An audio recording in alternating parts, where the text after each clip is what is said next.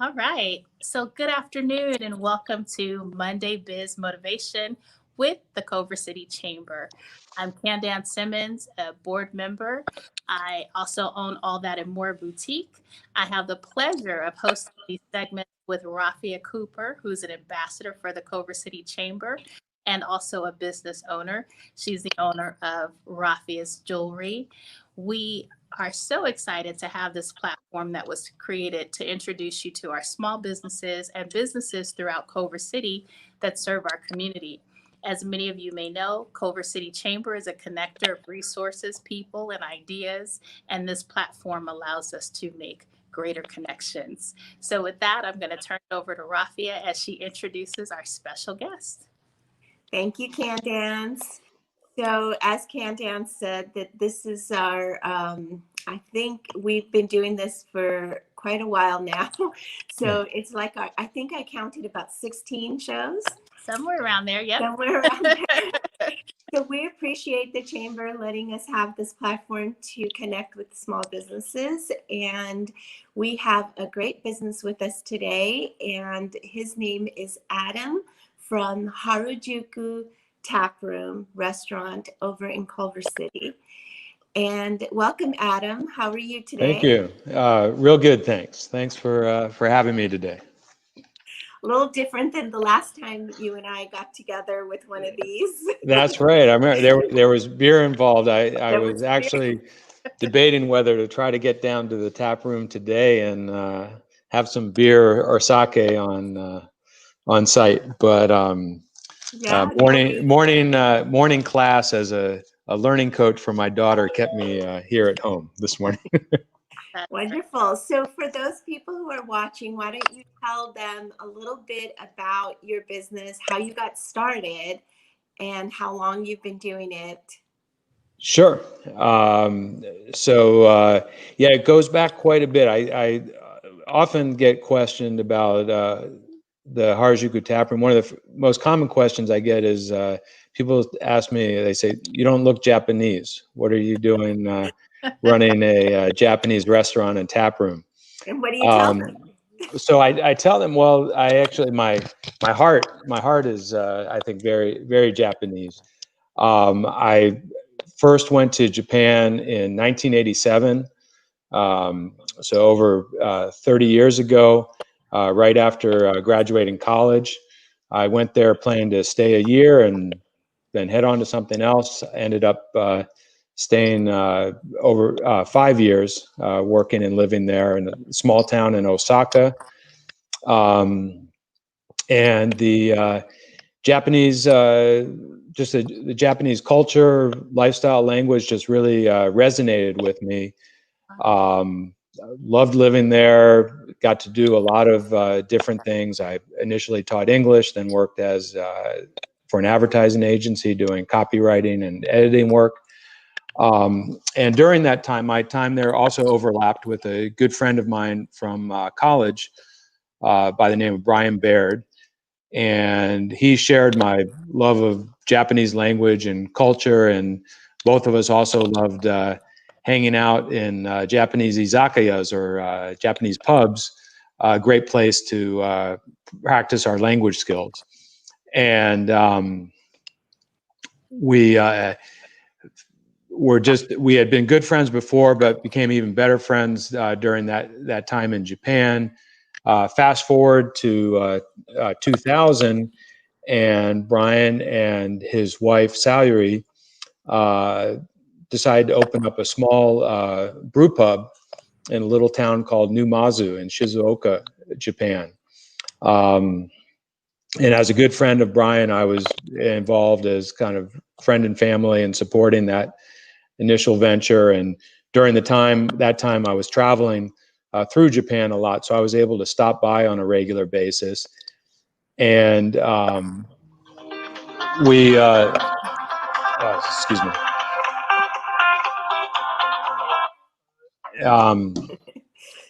And you are live. Sorry about that. That's okay. And he opened up a small brew pub and just brewing some fantastic beers. And it was interesting. He,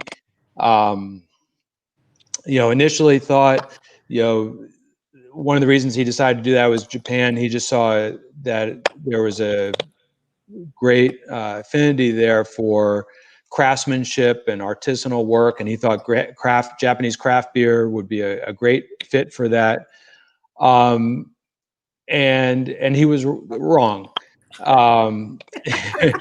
Initially, the craft beer scene there was still very new at that time, and this was a relatively small town, and people would come in, and locals, and they would try this beer, and they're like, I don't get it. It doesn't taste like the beer I'm used to drinking. So Brian, over time, realized that it wasn't just about making great beer, but also there was a big education component to that, teaching his customers about craft beer and what makes a good beer and why his beers were good. So over the years, he ended up, the beer did take off and become very successful. He's one of the top recognized as one of the top craft brewers in Japan. They now have 6 restaurants and tap rooms, as well as a brand new brewery that they built from the ground up and opened up 5 years ago. And one of their tap rooms is the Harajuku Taproom in the Harajuku neighborhood of Tokyo. So over the years, we went back and forth and talked about doing something together. We didn't know what form that would take. A couple of years ago, I left a job that I'd been doing for 13 years, ready to do something different. I saw LA's craft beer scene was finally taking off. And I felt, hey, if there is a time to do this, now is the time. So I got some partners to help out with the funding, and we went back and forth about some different names. And finally, what I decided is, let's call it what it is. We're taking the Harajuku Taproom from Tokyo and we're bringing it here to Culver City. So let's call it the Harajuku Taproom. And Brian and I were both very excited, not only about making his craft beer more readily available here in the States, and served in the same way that they have set up to serve it in Japan, but also as introducing Americans to the Japanese pub or Japanese izakaya experience. I think it's a very fun way of dining, though we're not dining in right now. Hopefully soon. But it's family friendly. It's a place where people come with friends. You hang out. It's very conducive to conversation, because it's a variety of small plate dishes and beers and sakes that we serve in tasters, so you can try a lot of different things.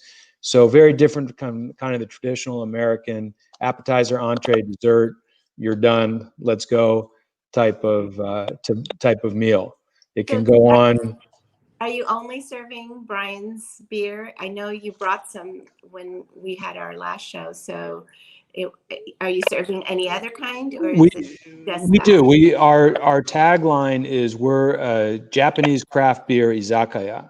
So our goal is to be kind of the experts and the go-to place for all Japanese craft beer. We currently have, in addition to Baird beer on tap, we have another brewery called Koedo, which is another very good Japanese craft beer. One of the challenges is that there's a very limited number of Japanese craft beers that are available in kegs for draft service here in the States. So we have brought in some others, but the one thing that's fun about Baird beer is that they do a variety. They do 12 year-round beers, but then they also do a wide variety of seasonal beers throughout the year, as many as 40, 45 different seasonals. And we actually are just in the process this month transitioning to a new importer and distributor that's going to allow us to bring in more regular, frequent shipments, giving us better access to their seasonals. So, for example, later this month, we'll be getting in several of their current seasonals. Two that I'm very excited about is one, the Carpenter's Mikan Ale. The Mikan is a Japanese tangerine. And the crew from the brewery, like most of their seasonals where they use local ingredients, they actually go out, they pick the Mikan, the tangerines, and then they bring them back into the brewery. They juice them, they zest them. Both the juice and the zest goes into the beer. It's delicious. Flavoring is very subtle. It's not a sweet orange juice beer like you might expect. Hoping for that. Yeah, it's delicious. And the other seasonal we'll be getting in is called Smoke and Fire Habanero Stout. Oh wow! So is it so spicy? It is. It's got just the right amount of heat. So it's got a little bit of smokiness from the smoked malt that they use, and then a little heat from the habanero peppers that they use. So I'm sorry to interrupt you. Sure. But we have a lot of people watching. I just want to invite anybody watching. If you guys have any questions for Adam from Harajuku Taproom, please put it in the comments and he will be able to answer them. Okay, and we'll read them out. Go ahead. Candance, did you have a question? I have several. Shoot. So Adam, is the Harajuku, is it a chain? Because you mentioned there's one and then there's one here. Are there more locations in California or other states? No, the Harajuku Taproom, we're the only taproom for Baird Brewing outside of Japan. Okay. We did help recently open up work with a second beer bar here in LA in Koreatown called Gerbar. That is also, they're big fans of Baird beer and wanted to have a lot of Baird beers on tap, which is great. And we support that. The more access people have to Baird beer, the better, as far as we're concerned. But we're the only taproom outside of Japan that carries the full kind of depth and breadth of their lineup. So many of these beers, this will be the only place in North America where you'll find them. Okay. And how long have you been in Culver City? We opened up fall of 2017. So we just last November celebrated our 3-year anniversary. Awesome. And you mentioned that you have several samplers. That's how folks are kind of educated in-house. But how do you generally educate consumers about who you are and what you do? Well, we use Facebook quite a bit. This has been kind of one of the big challenges with since March with COVID-19 and all the different regulations and almost for now the elimination of the dine-in experience. That dine-in experience and our staff was a big part of what we provided to people, helping them understand the different food options. Many times, just the foods that we have, we focus on kind of our core menu is yakitori, grilled skewers, dumplings, rice bowls, but a lot of those are Japanese foods that people aren't familiar with. Everyone, if they hear Japanese, they expect it's either sushi or ramen. There's actually quite a bit in between. And is dim sum Japanese? No, that's actually Chinese. Okay. Dim sum means like snacks basically, And so that's a small plate, but it's similar concept in terms of small plate dishes where you can try a lot of different things. So now, as you mentioned with COVID, you've had to pivot and make various changes throughout your business.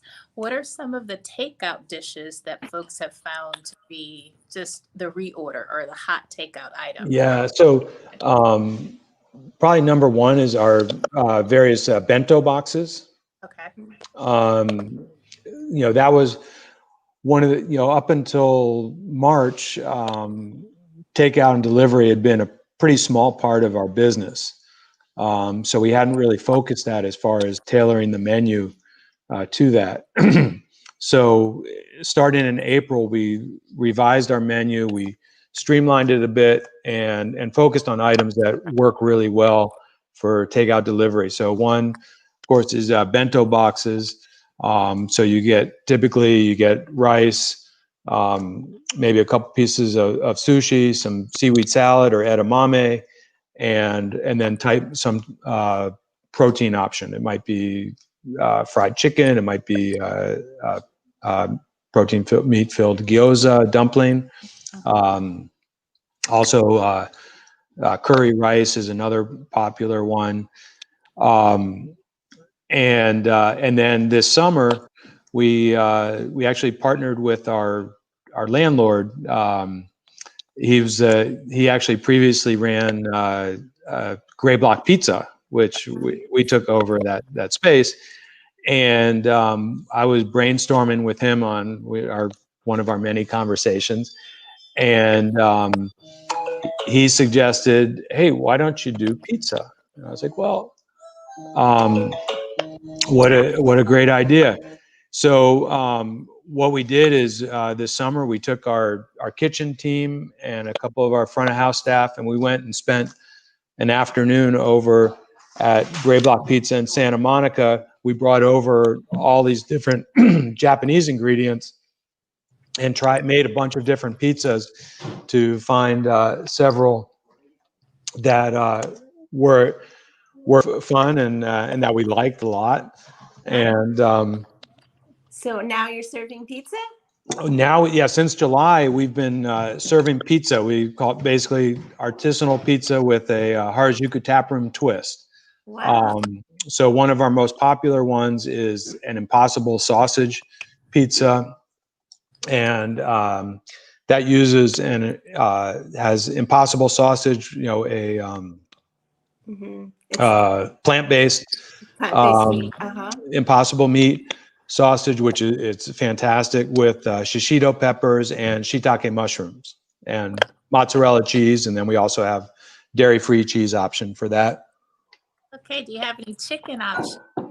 We do. We have several. We have a teriyaki chicken pizza, also very popular, and for those who like a little more heat, umami fire chicken pizza, which uses a special umami fire sauce on it, which is umami is kind of we don't have an exact term for it in English, but very kind of a rich, savory flavor. And in this case, it's rich and savory with a little bit of heat. Now, it sounds like it could be like a buffalo sauce with the habanero. Yeah, it's different. I mean, it's got its own unique kind of flavor of heat to it. We do make a umami fire chicken sandwich. Okay. Also good. Impossible sausage sandwich. And we're actually just introducing this week. We'll have a new menu item. We were just working on it the past few weeks, and it's a mini chicken katsu is a kind of a breaded chicken cutlet, and we're making mini katsu. So they're mini chicken katsu that then come with a variety of different dipping sauces that you could get with them. So have you noticed, because you're doing pizza, you have a little bit more of variety that you're offering people for takeout now, and I bet you it's a little bit better for the takeout as far as Yeah, I mean, it's definitely helped. Again, pizza. Yeah, pizza is great for takeout, and also, pizza goes great with your business?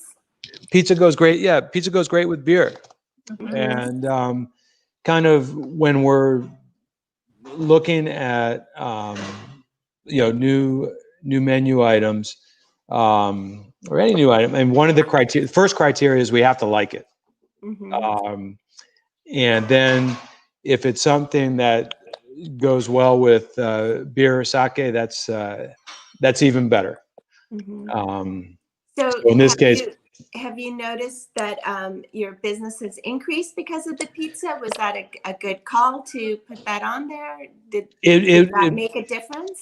It was a good call. Yes, it does make a difference. I think one, we have a lot of regular customers, so being able to provide them with some variety is great. And I think also the pizza helped get some repeat customers. Right. And what about the beer? So if I take out, I can take out the beer as well? Yes, do you put it in a glass, or are you doing bottles, or how does that work? both. We have prepackaged bottles, like 12-ounce bottles of several of the Baird beers, kind of 4 of their flagship beers.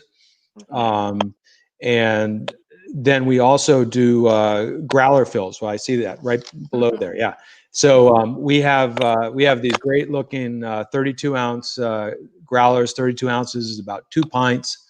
It's a nice amount of beer. So we have 20 beers on tap. You can get any of those filled up in a growler. People are also welcome to bring their own growler or bottle for a fill.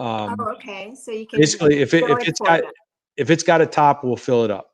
I see. Wow, that's wonderful. So, folks, all of those people that are watching right now, Harajuku Taproom is located on Sepulveda Boulevard near Braddock, and there's pizza and beer. How much better can it be? Well, I can tell you, we also have a great selection of craft sakes from mostly smaller breweries in Japan.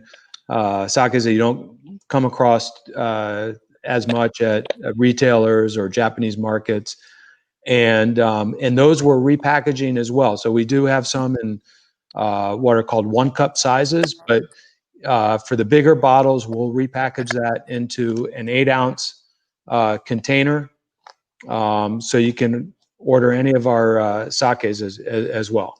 Okay. Well, you just made date night really easy.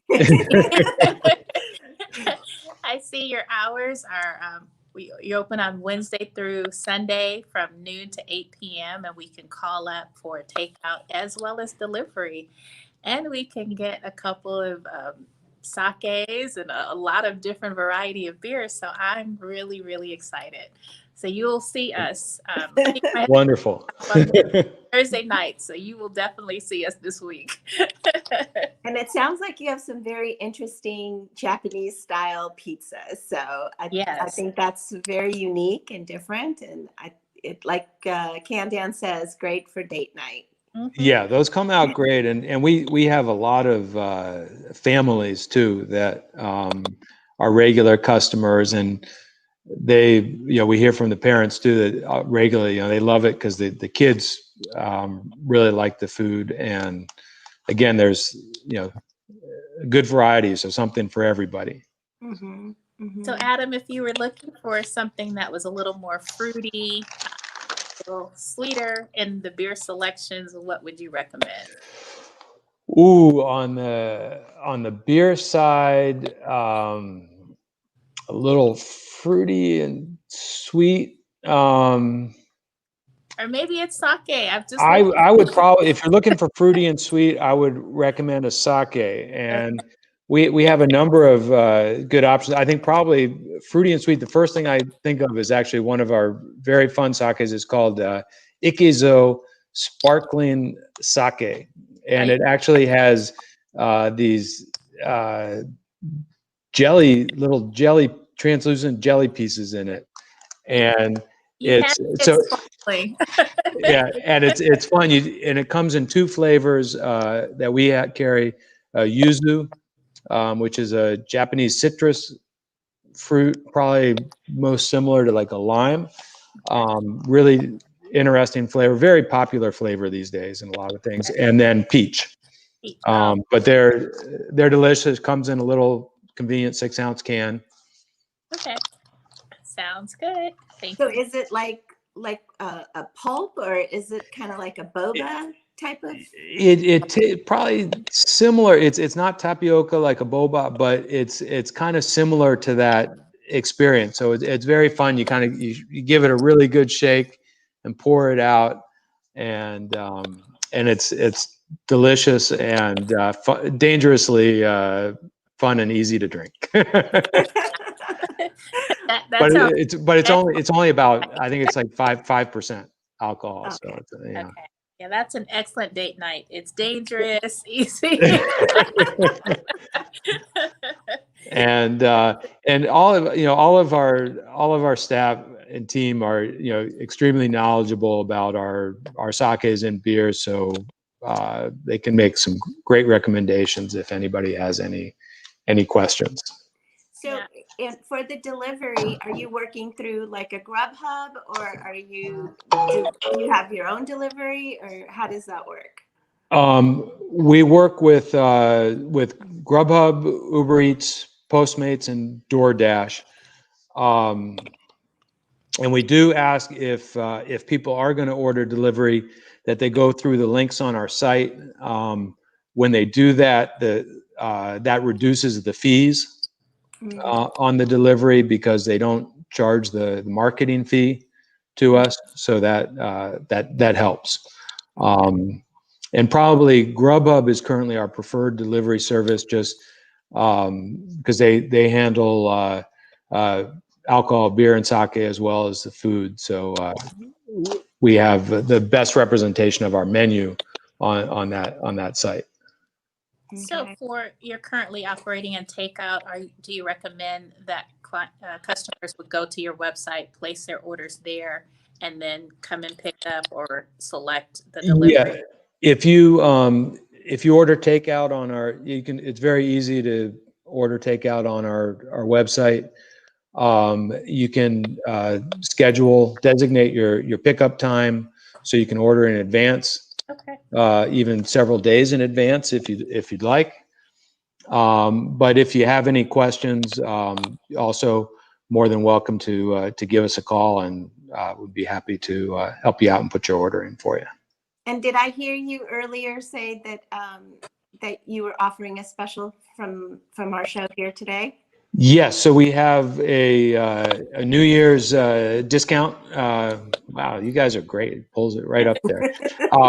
15% discount on takeout orders over $30 through the end of January. So you can just enter the code New Year 15 at checkout on your takeout order, or you can just give that code to somebody on the phone if you call up to order. Mm-hmm. So shifting gears from your menu, Adam, we've had folks on Monday Business Motivation from various industries, and they've shared some of the challenges, or they shared how it was getting into their industry. So when you look at the industry that you're in, would you say that it was challenging for you to step through the process? If someone's looking to say, hey, how do I get into it? Was it an easy process, or was it challenging, and how did you overcome it? You mean to get into the restaurant business initially? Yes. Yeah, I mean, well, it's a very tough business. The margins are small, the hours are long, but very rewarding. So I came into the restaurant business. I did not have any real specific restaurant experience other than previous years working as a waiter. and in a couple different restaurants, but that was a long time ago. Right.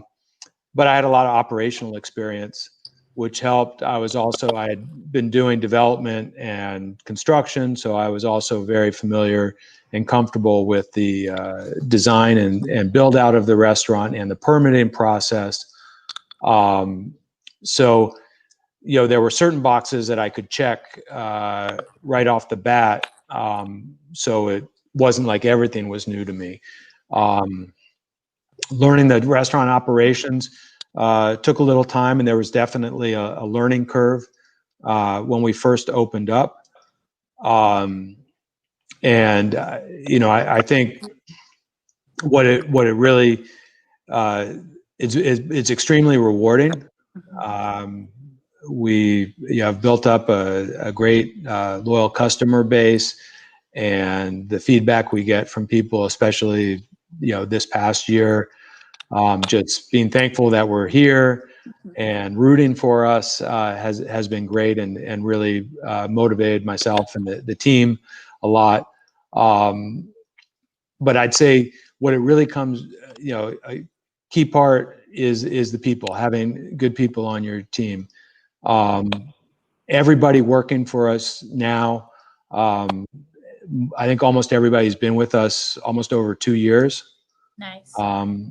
And that's really the exception rather than the rule in the restaurant business. Right. But it makes a huge difference having a good team that works together. Also, just in terms of the type of experience we're trying to provide, and knowing our customers, kind of knowing their taste, so they can say, "Hey, do you remember that sake I had last time? I want that same one," or I want to try something different this time. And having people actually remember that and know that, and Huge, yeah. it makes a big difference. So are in most of your customers local? I'd say the majority of them. I think it's Culver City, Westchester, kind of Mar Vista area is kind of the majority of our customers. Though we are, especially with the kind of uniqueness of the beers we have on tap and the sake selection and some of the events we do. We are a bit of a destination location for a lot of people. Oh, that's awesome. It sounds like, it looks like there is a question in the audience. What has been the thing that you have been most proud of accomplishing during the pandemic? Great question. I'd say two things. First of all, staying open. Right.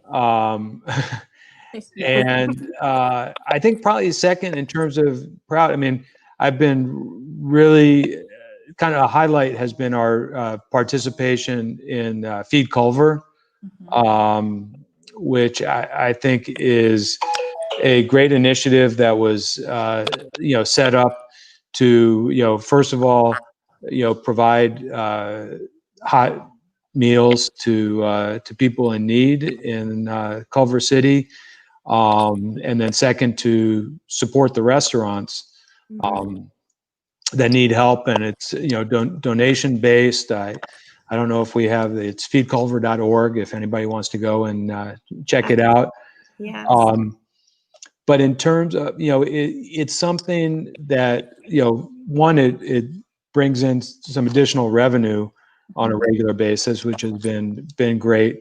But I think more importantly, it's something that myself and all of our team feel really good about participating in and doing. Everyone likes the fact that we're doing we're doing something good, Right. and helping people out. And really we tried to put together some a meal that we thought people would really like and enjoy. So that's been probably one of the highlights and consistent. We've been participating in with Feed Culver since the outset this past summer. That's awesome. Thank you for participating. Yeah, and Sure. congratulations congratulations for, that accomplishment of remaining open, being able to sustain your business. And what you shared earlier in terms of just being in business and getting into the industry, I think there's common threads that we've seen as we've interviewed business owners, that there's something about your past that has pulled you into your present, and you've used the skills that you've learned along the way to create the business that you're currently in, as well as stretch yourself, because there are so many, like you said, unknowns that you didn't have regarding the restaurant industry. And you mentioned building a team and having a great team of folks surrounding the vision, and that passion that you had for creating your business has helped, as well as your community. So Wow, you put it much better than I did, Candance. He's we, good.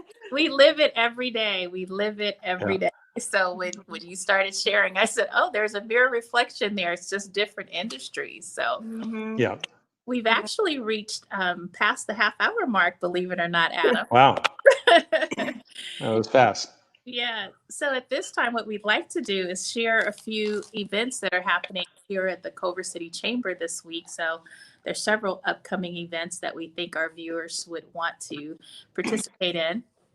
The one that's happening is the bi-weekly COVID-19 Business Roundtable, and that's taking place today at 2:30. It's open to all business owners and folks that want to know what's currently taking place, as what we need to do as business owners.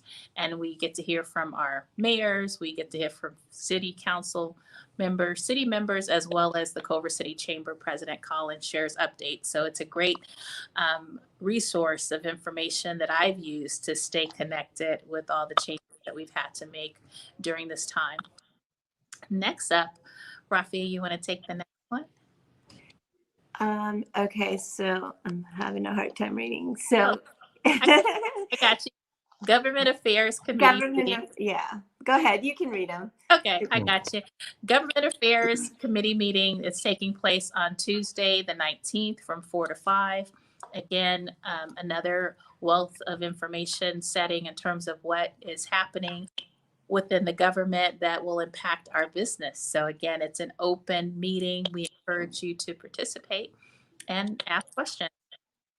We also have a meeting that has shifted into a virtual setting, which is our coffee and commerce mixer that's taking place on January 20th from 8:30 a.m.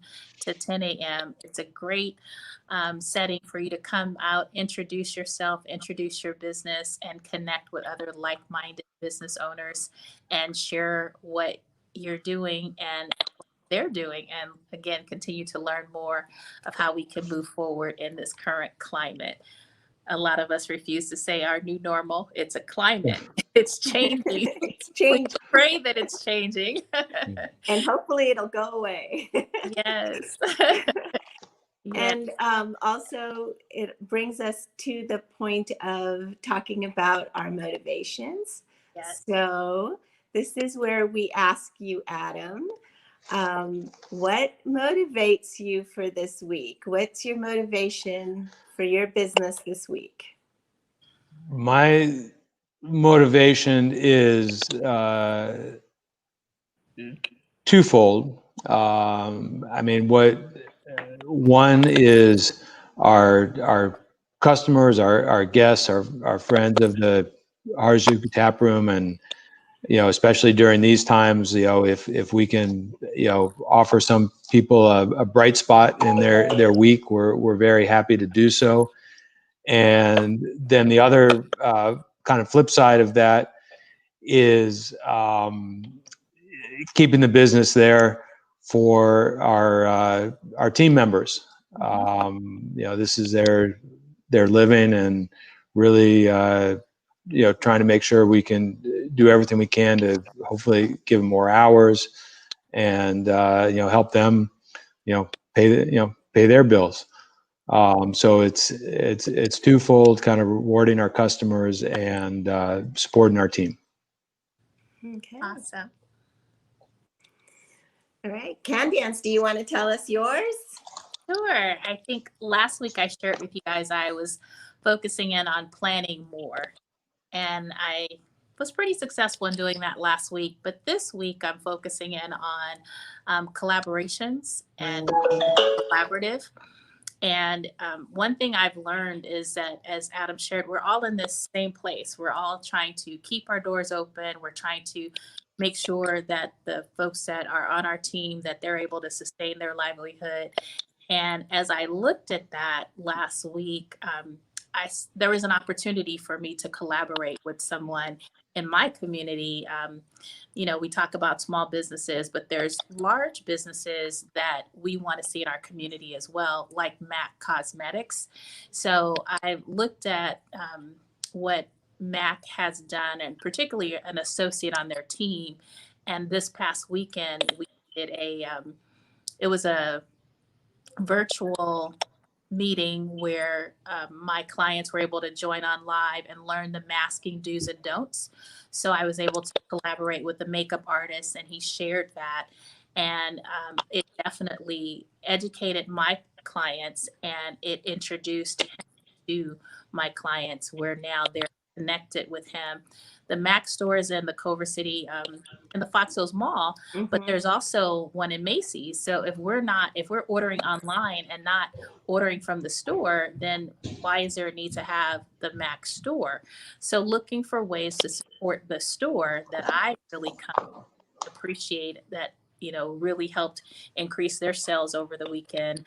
So just looking at where in my community could I be more collaborative, looking at the things that I really enjoy, and what can I do to support the sustainability of those businesses and the people that are within the businesses as well. So that's my focus this week. There's a couple of folks that are currently in store that either I have their jewelry or their product, that I'm going to look to do something similar to introduce their products and educate my clients on the products that are here.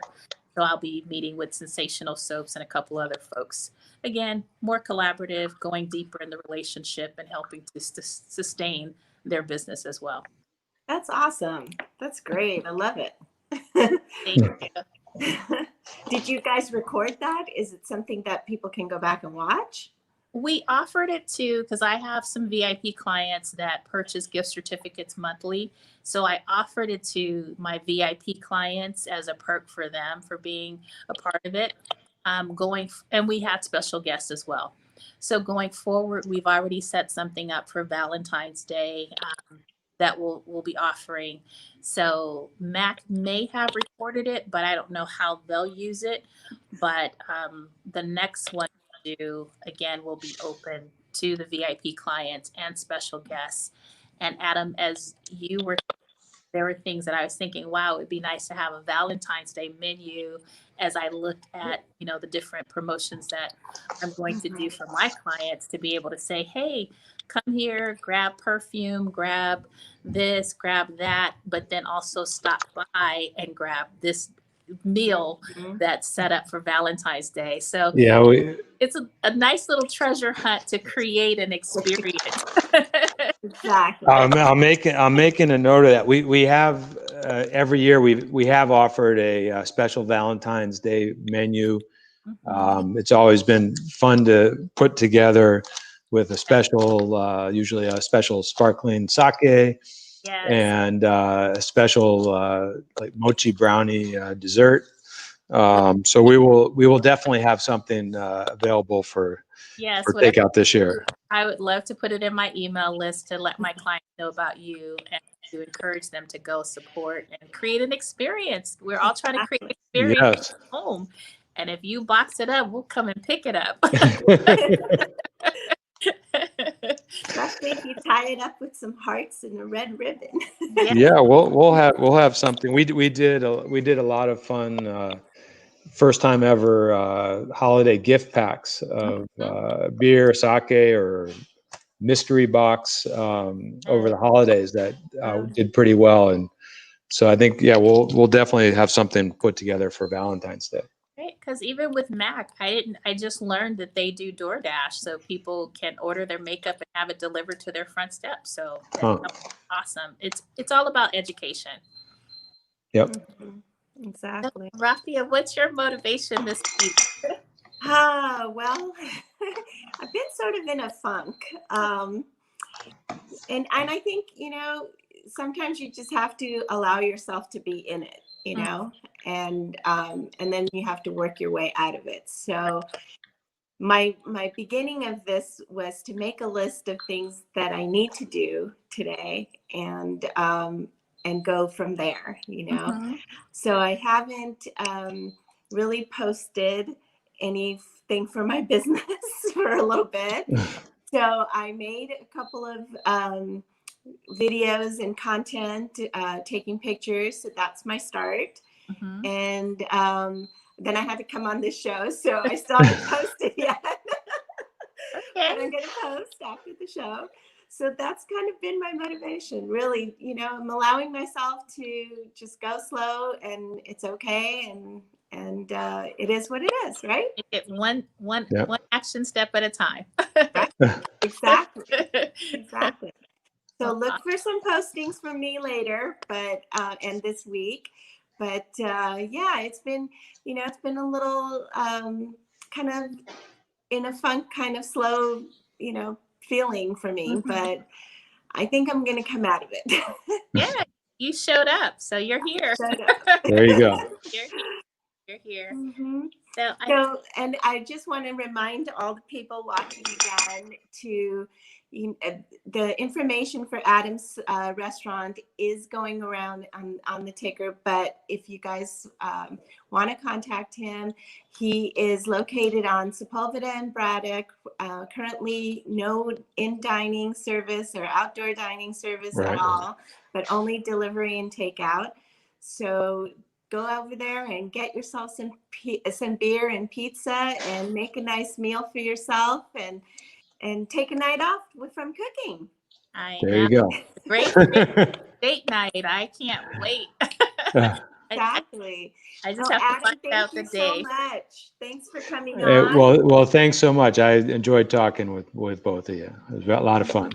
Thank you, and we wish you all the best going forward. Hopefully this virus will be coming to we're looking forward. We built out a nice little parklet in front of the restaurant. We're looking forward to having some folks out on the patio and in our parklet, hopefully before too long. Right, exactly. That's our wish too. Yes. All right. Okay. All right. Stay safe, everyone.